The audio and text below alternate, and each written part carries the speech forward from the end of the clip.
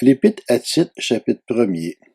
De la part de Paul, serviteur de Dieu et apôtre de Jésus-Christ, j'ai été chargé d'amener ceux que Dieu a choisis à la foi et à la connaissance de la vérité qui est conforme à la piété, afin qu'ils aient l'espérance de la vie éternelle. Le Dieu qui ne ment pas l'avait promis avant tous les temps. Et au moment voulu, il a révélé sa parole par la prédication qui m'a été confiée sur ordre de Dieu, notre Sauveur.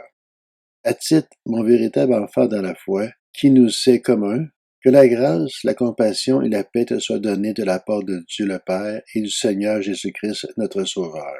Je t'ai laissé en Crète afin que tu mettes en ordre ce qui reste à régler et que tu établisses des anciens dans chaque ville en suivant mes instructions, des hommes irréprochables, fidèles à leurs femmes, dont les enfants soient croyants et ne soient pas accusés de débauche ou insoumis. En effet, en tant qu'intendant de Dieu, il faut que le responsable soit irréprochable. Il ne doit pas être arrogant, colérique, buveur, violent, ni attiré par le gain.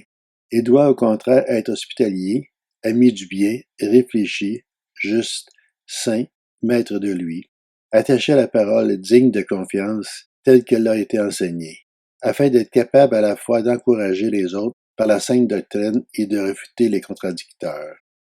Il y a en effet beaucoup d'hommes insoumis, des discoureurs creux et trompeurs, surtout parmi les circoncis.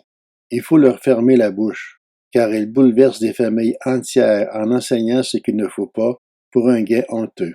L'un d'eux, leur propre prophète, a dit les Crétois, toujours menteurs, de méchantes bêtes, des goinfres paresseux. Ce témoignage est bien vrai.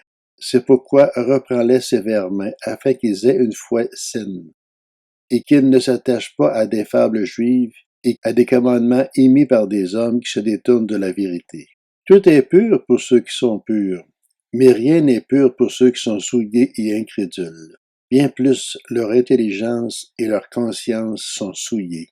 Ils prétendent connaître Dieu, mais ils le renient par leur manière d'agir.